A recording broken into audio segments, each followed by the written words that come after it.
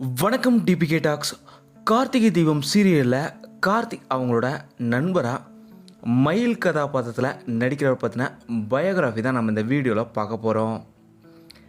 மயிலா இந்த சீரியலில் நடிக்கிறவரோட உண்மையான பெயர் மகேஷ். இவர் சென்னையில் தான் பிறந்து வளர்ந்துருக்காரு.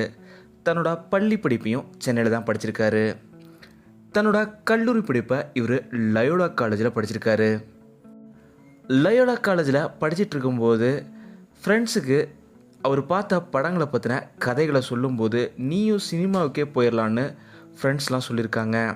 அப்போ இருந்தே இவருக்கு சினிமா மேலே அதிக ஆர்வம் ஏற்பட்டிருக்கு.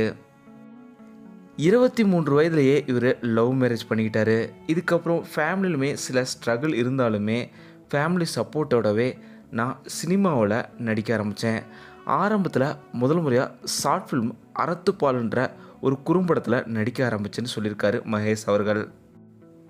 இதுக்கப்புறம் தொடர்ந்து ஷார்ட் ஃபிலிம்ஸில் நடிச்சிட்டு இருக்கும்போது தான் முதன் முறையாக விக்ரம் வேதாவில் காவல்துறையில் ஒர்க் பண்ணுற ஒரு மாதிரி ஒரு கதாபாத்திரத்தில் நடிக்கிற வாய்ப்பு இவருக்கு கிடச்சிருக்கு.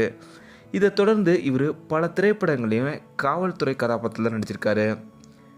ஜடா, காவல்துறை உங்கள் நண்பன், களவாணி மாப்பிள்ளை என்று தொடர்ந்து பல திரைப்படங்களில் சின்ன சின்ன கதாபாத்திரங்களில் மகேஷ் அவர்கள் நடிச்சிருக்காரு.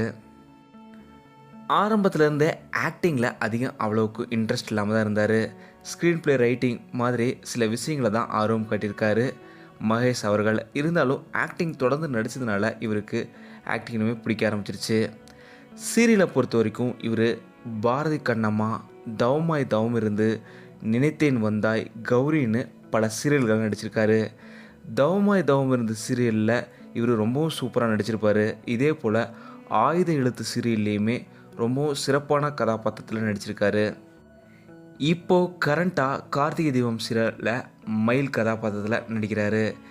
கார்த்திகை தீபம் சீரியலில் இவரோட மயில் கதாபாத்திரம் உங்களுக்கு எவ்வளோ பிடிச்சிருக்கு அப்படிங்கிறத மறக்காமல் கீழே கமெண்ட்டில் சொல்லுங்கள். இந்த வீடியோ உங்களுக்கு பிடிச்சிருந்தால் லைக் பண்ணுங்கள், கமெண்ட் பண்ணுங்கள், ஷேர் பண்ணுங்கள். டிபிகே டாக்ஸ் இதை நீங்கள் சப்ஸ்கிரைப் பண்ணலன்னா சப்ஸ்கிரைப் பண்ணுங்கள். மறக்காமல் பக்கத்தில் இருக்க பெல் ஐக்கானை கிளிக் பண்ணிடுங்க.